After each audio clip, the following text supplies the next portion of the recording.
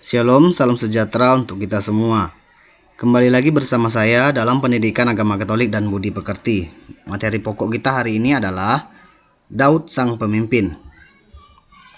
Kompetensi dasar 1.3 menerima tokoh-tokoh perjanjian lama dalam kisah Daud, Salomo, dan Ester. 2.3 menunjukkan kepercayaannya pada tokoh-tokoh perjanjian lama dalam kisah Daud, Salomo, dan Ester. 3.3 mengenal tokoh-tokoh perjanjian lama dalam kisah Daud, Salomo, dan Ester. 4.1 meneladani tokoh-tokoh perjanjian lama dalam kisah Daud, Salomo, dan Ester. Tujuan pembelajaran.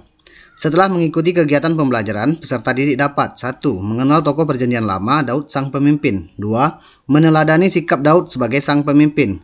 3. Menyebutkan sikap-sikap seorang pemimpin yang baik. 4. Membuat doa permohonan agar dapat menjadi seorang pemimpin yang baik. Mengawali pembahasan kita, mari kita buka dengan doa. Dalam nama Bapa dan Putra dan Roh Kudus. Amin. Allah Bapa yang Maha Baik, Engkau telah menciptakan kami dan menghimpun kami dalam masyarakat, serta menghendaki kami menjadi warga negara Indonesia. Kami bersyukur atas keindahan dan kekayaan alam Indonesia.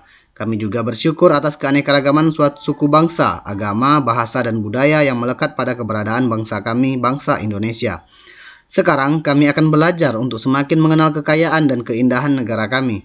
Bantulah kami supaya memiliki sikap syukur dan rasa bangga terhadap anugerah-Mu yang indah ini. Dan bantulah kami juga untuk memiliki sikap yang bertanggung jawab sebagai warga negara Indonesia. Demi Kristus Tuhan kami. Amin. Dalam nama Bapa dan Putra dan Roh Kudus. Amin. Adik-adik yang terkasih, sekarang kita memasuki materi kita, Daud sang pemimpin. Pertama, menemukan nilai-nilai kepemimpinan.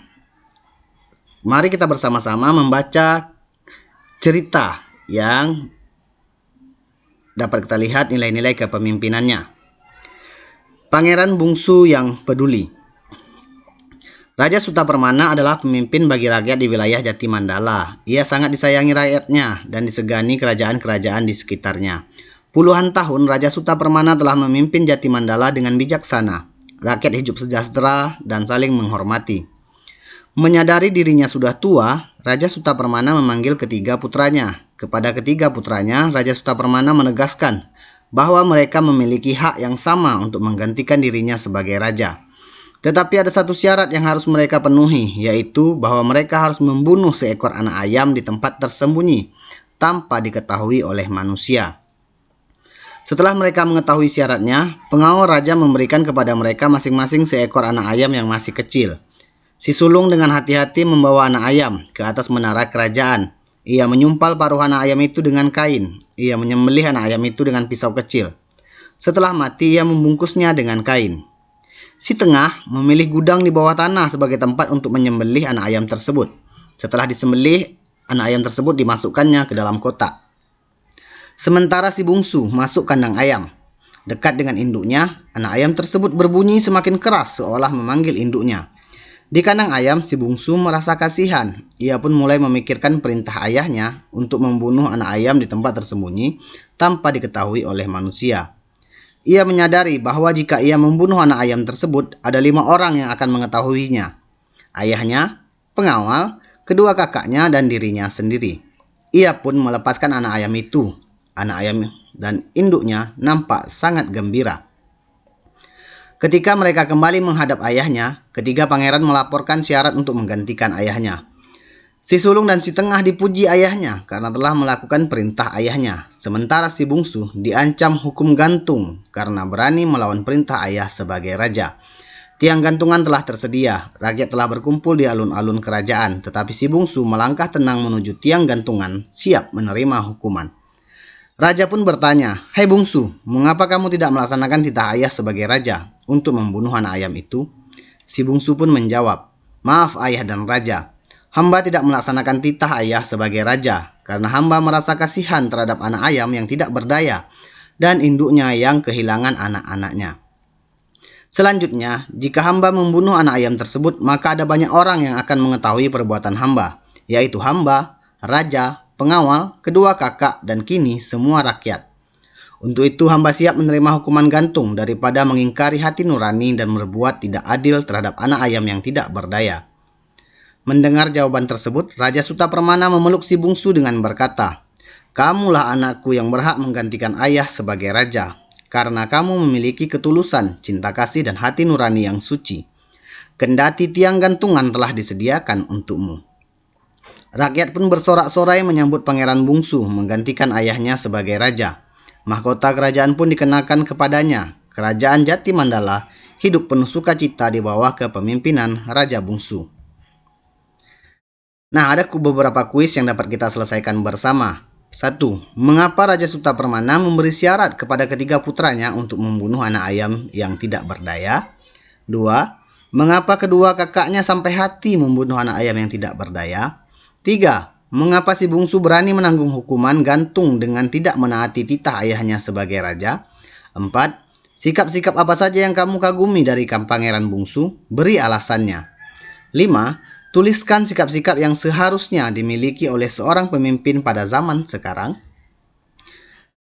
Sebagai penjelasan, pertama, Raja Sutapermana menunjukkan kekuasaan dan keadilan bagi ketiga putranya. Mereka memiliki hak yang sama, syarat untuk menggantikan dirinya dengan membunuh anak ayam. Ditujukan untuk melihat sikap-sikap yang diperlukan untuk menjadi seorang pemimpin. Yang kedua, tindakan kedua kakaknya menunjukkan bahwa mereka taat kepada perintah, mereka memenuhi aturan, tetapi mereka melupakan hati nurani. Ketiga, si bungsu berani menanggung hukuman gantung, karena baginya kebenaran, kepedulian, dan kesucian hati nurani lebih penting daripada perintah dan ketaatan. Nah, di sini ada tabel mengenai ciri-ciri pemimpin yang baik. Silakan diisi sendiri sikap-sikapnya dan tindak-tindakannya. Sekarang mari kita mendalami kitab suci dari 2 Samuel bab 7 ayat 8 sampai dengan 17. Silakan dibaca. Nah, setelah kita membaca, mari kita menjawab kuis berikut. 1. Siapa yang memimpin bangsa Israel sampai ke tanah Kanaan? 2. Siapakah nabi yang diminta Allah untuk pergi kepada Raja Daud? 3. Apa isi perjanjian Allah dengan Daud? 4. Mengapa Allah mengadakan perjanjian dengan Daud? 5. Pernahkah kamu menjadi ketua atau pemimpin? Coba ceritakan pengalamanmu secara singkat. 6. Tuliskan sifat-sifat pemimpin yang baik yang disukai rakyatnya. Nah, sebagai penjelasannya, Allah itu Maha Agung. Ia selalu menyertai umat Israel dari tanah Mesir sampai ke tanah terjanji, yaitu Kanaan. Setelah Saul menjadi raja atas kerajaan Israel, ia lengah, tidak setia, dan menyembah berhala. Ia lupa bahwa bagi bangsa Israel, pemimpin mereka adalah Allah. Raja hanyalah wakil Allah yang seharusnya setia kepada Allah. Oleh karena itu, Allah mengangkat Daud menjadi raja atas Israel. Allah mengutus Nabi Nathan untuk pergi kepada Daud. Untuk mengingatkan Daud akan kekuasaan Allah, maka dibuatlah perjanjian sebagai berikut. Allah telah mengangkat Daud sebagai raja dan menempatkan Daud di atas tahta kepada bangsa Israel. Allah tetap memberikan tempat untuk dapat menetap. Kedua, Daud akan diberi keturunan yang besar. Ketiga, keturunan Daud akan diberkati. Anak kandung Daud akan mendirikan rumah bagi Allah. Anak Daud akan diangkat menjadi anak Allah dan Allah menjadi bapanya. Kerajaan Daud akan kokoh selama-lamanya. Allah juga akan menyertai kita sampai selama-lamanya. Sebagaimana Raja Daud, jika kita pernah mengalami menjadi ketua, pemimpin, atau pengurus dalam suatu kelompok, tentu kita dituntut untuk memiliki berbagai kelebihan.